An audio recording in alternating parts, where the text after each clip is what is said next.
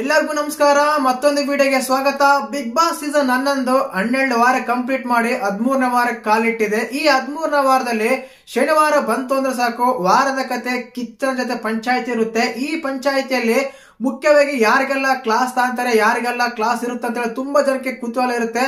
ಖಂಡಿತವಾಗ್ಲೂ ಇವರು ಕ್ಲಾಸ್ ತಗೊಂಡಿದ್ರೆ ತುಂಬಾ ಶಾಕಿಂಗ್ ಕೂಡ ಆಗುತ್ತೆ. ಯಾಕಂದ್ರೆ ತ್ರಿವಿಕ್ರಮ್ ಮತ್ತೆ ಭವ್ಯ ಇವರಿಬ್ಬರಿಗೆ ಟಾಸ್ಕ್ ಎಲ್ಲ ಚೆನ್ನಾಗಿ ಆಡಿದ್ದಾರೆ, ಕ್ಯಾಪ್ಟನ್ ಬೇರೆ ಆಗಿದ್ದಾರೆ, ಟಾಸ್ಕ್ ತಂಡದ ನಾಯಕರಾಗಿದ್ರು. ಇವ್ರಿಗೆ ಯಾಕೆ ಕ್ಲಾಸ್ ಇರುತ್ತಲ್ಲ ತುಂಬಾ ಜನ ಅನ್ಕೊಂಡಿರ್ತಾರ. ಮತ್ತೆ ಅದೇನು ಯಾಕೆ ಅಂತೆಲ್ಲ ಡೀಟೇಲ್ಸ್ ಆಗಿ ಮಾತಾಡೋಣ. ದಯವಿಟ್ಟು ಚಾನಲ್ ಯಾರನ್ನ ಹೊಸ ನೋಡ್ತಾ ಇದ್ರೆ ಮಿಸ್ ಮಾಡಿದ್ರೆ ಸಬ್ಸ್ಕ್ರೈಬ್ ಮಾಡಿ, ಲೈಕ್ ಮಾಡಿ, ಶೇರ್ ಮಾಡಿ. ನೋಡಿ, ಮುಖ್ಯವಾಗಿ ಇಲ್ಲಿ ಭವ್ಯ ಬಗ್ಗೆ ಮಾತಾಡೋಣ. ಭವ್ಯಗೆ ಸಖತ್ತಾಗಿ ಕ್ಲಾಸ್ ಯಾಕಿದೆ ಅಂತೇಳಿ ತುಂಬಾ ಸಲ ನಾನು ಎಪಿಸೋಡ್ ರಿವ್ಯೂ ಮಾಡ್ಬೇಕಾದ್ರೆ ಹೇಳಿದೀನಿ. ಕಾರಣ ಏನಂದ್ರೆ ಭವ್ಯಗೌಡ ಟಾಸ್ಕ್ ನೋವೇ ಚಾನ್ಸ್ ಇದೆಯೇ ಏನ್ ಕಾದು ಅಡಿತ್ತು ಅಂತ ಸೈ. ಓಕೆ, ಮೊದಲೇದಾಗಿ ಭವ್ಯಗೌಡ ಟಾಸ್ಕ್ ಆಡೋದಲ್ಲಿ ನಿಸೀಮರು ಟಾಸ್ಕ್ ಕ್ಯೂನ್ ಅಂತ ಹೇಳ್ಬೋದು. ನೋ ಡೌಟ್, ಯಾರು ಅವ್ರ ರೀತಿ ಟಾಸ್ಕ್ ಆಡಲ್ಲ.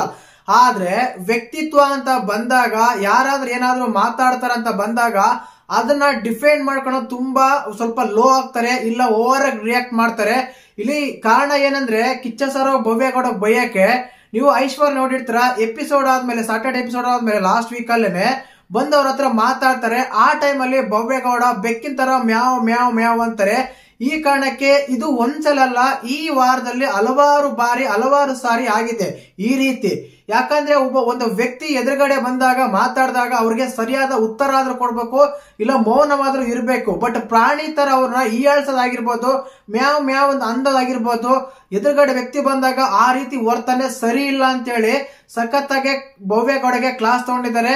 ಇನ್ನೊಂದು ರೀಸನ್ ಇದೆ, ನಾಮಿನೇಟ್ ಮಾಡಬೇಕಾದ್ರೆ ವಿಟಿ ತಗೊಂಡು ನೀವು ರೀಸನ್ ಕೊಡ್ತೀರಾ ಅಂತೇಳಿ ಕಿಚ್ಚ ಸರ್ ಬೈದರೆ. ಇದು ಸತ್ಯ ಕೂಡ ಹೌದು. ಯಾಕಂದ್ರೆ ನೋಡಿ, ಒಂದು ವ್ಯಕ್ತಿ ಬಂದಾಗ ಆ ವ್ಯಕ್ತಿ ಹತ್ರ ಮಾತಾಡ್ಬೇಕು, ಡಿಫೆಂಡ್ ಮಾಡ್ಕೋಬೇಕು, ಏನೋ ಒಂದು ಹೇಳ್ಬೇಕು. ಅದ್ ಬಿಟ್ಬಿಟ್ಟು ಅಂದ್ರೆ ವರ್ತನೆ, ಅನುಚಿತ ವರ್ತನೆ ಅಂತ ನೋಡ, ಸರಿ ಇಲ್ಲ ಮ್ಯಾವ್ ಮ್ಯಾವ್ ಎಂಬುದು, ಯಾ ಎಂಬುದು, ಈ ರೀತಿ ಬಂದಾಗ ಯಾರಿಗಾದ್ರೂ ಸ್ವಲ್ಪ ಶೇಮ್ ಆದಂಗ ಆಗುತ್ತೆ. ಅದು ಸರಿ ಇರಲ್ಲ.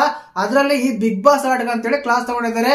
ಇನ್ನು ತ್ರಿವಿಕ್ರಮ್ಗೆ ಅಂತ ಹೇಳಂತ ಗೊತ್ತೇ ಇರುತ್ತೆ.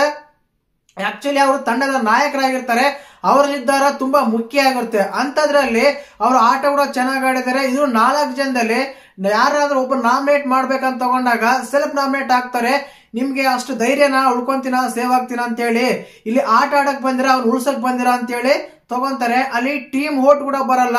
ಫಸ್ಟ್ ಆಫ್ ಆಲ್ ನೀವ್ ಹೇಳ್ಕೊಂಡ್ಬಿಡ್ತೀರಾ ಸೆಲ್ಫ್ ನಾಮಿನೇಟ್ ಅಂತ ಹೇಳಿ. ಇದು ಎಷ್ಟರ ಮಟ್ಟಿಗೆ ಸತ್ಯ ಅಂತ ಹೇಳಿ ಕಿಚ್ಚ ಸರ್ ಕ್ಲಾಸ್ ತಗೊಂಡಿದ್ದಾರೆ. ಬಿಗ್ ಬಾಸ್ ಹೇಳಿದ ಮೇಲೂ ಕೂಡ ನೀವು ಅಲ್ಲಿಗೆ ಹೋದ ಅದನ್ನೇ ಚರ್ಚೆ ಮಾಡ್ತಿರಲ್ಲ. ಆಕ್ಚುಲಿ ಅಲ್ಲಿ ಭವ್ಯಗೌಡ ಮತ್ತು ನಮ್ಮ ಮಂಜಣ್ಣ ಚೈತ್ರಕ್ಕ ಓಟ್ ಹಾಕಿರ್ತಾರೆ. ನೀವು ಚೈತ್ರಕ್ಕನಿಗೆ ಓಟ್ ಹಾಕ್ಬೇಕಂತ ನಾನು ಹೇಳ್ತಾ ಇಲ್ಲ, ಬಟ್ ಯಾರು ಕಳಪೆ ಆಟ ಆಡ್ತಾ ಇದ್ದಾರೆ ಅವ್ರು ನೋಡಿ ನೀವು ಸೆಲೆಕ್ಟ್ ಮಾಡಬಹುದಾಗಿತ್ತು. ಹಾಗಾದ್ರೆ ನೀವು ಆಟನೇ ಆಡಲ್ವಾ, ನೀವು ವೇಸ್ಟ್ ಕ್ಯಾಂಡಿಡೇಟ್ ಬಿಗ್ ಬಾಸ್ ಮನೆಗೆ ಅಂತೇಳಿ ತ್ರಿವಿಕ್ರಮ ಕೂಡ ಸಖತ್ತಾಗಿ ಕ್ಲಾಸ್ ತಗೊಳ್ಳೋದು ಅಂತೇಳಿ ಅಪ್ಡೇಟ್ ಸಿಗ್ತಾ ಇದೆ. ಮತ್ತೆ ಇದ್ರ ಬಗ್ಗೆ ನಿಮ್ಗೆ ಹೇಗೆ ಅಂತ ಕಮೆಂಟ್ ಮಾಡಿ. ಹಾಗೇನೆ ಚಾನಲ್ ಯಾರು ಹೊಸ ನೋಡ್ತಾ ಇದ್ರೆ ಮಿಸ್ ಮಾಡಿದ್ರೆ ಸಬ್ಸ್ಕ್ರೈಬ್ ಮಾಡಿ, ಲೈಕ್ ಮಾಡಿ, ಶೇರ್ ಮಾಡಿ. ಜೈ ಹಿಂದ್, ಜೈ ಕರ್ನಾಟಕ ಮಾತೆ.